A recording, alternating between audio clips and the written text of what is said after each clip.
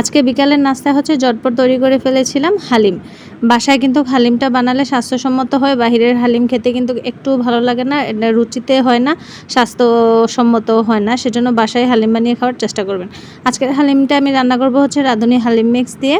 তো সেজন্য আমি হচ্ছে প্রথমে হচ্ছে পেঁয়াজ বেরেস্তা করে নিয়েছি। হালিম রান্নায় কিন্তু আমরা সবাই কম আর বেশি জানি, পেঁয়াজ বেরেস্তাটা একদম কম্পালসারি করতেই হয়। পেঁয়াজ বেরেস্তা হালিমের মধ্যে না দিলে কিন্তু একটুও ভালো লাগে না খেতে। তো আমি চুলায় পেঁয়াজ বেরেস্তা দিয়ে এদিকে হচ্ছে কুসুম গরম পানির মধ্যে হালিম মিক্সটা মিশিয়ে রেখেছি।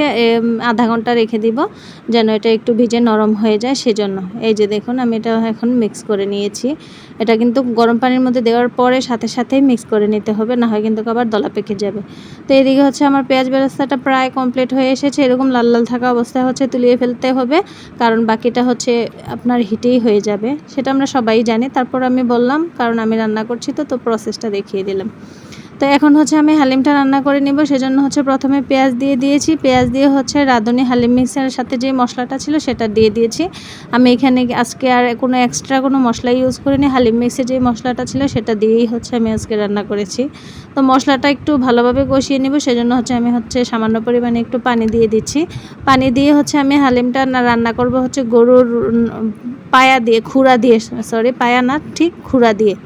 গরুর খুরা দিয়ে কিন্তু হালিম রান্না করলে অনেক বেশি মজা হয় খেতে। আমাদের বাসার সবাই কিন্তু এটা পছন্দ করে।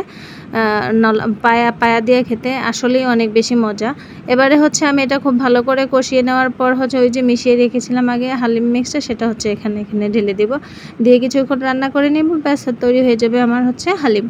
তো এবার হচ্ছে আমি এটাকে পরিবেশন করে নেব। পরিবেশন করার জন্য আমি প্রথমে পেঁয়াজ বেরেস্তা দিয়ে নিলাম। পেঁয়াজ বেরেস্তা দেওয়ার পর হচ্ছে আমি একে আর বাকি সব উপকরণ দিয়ে দিব। লেবু দিয়ে দিব।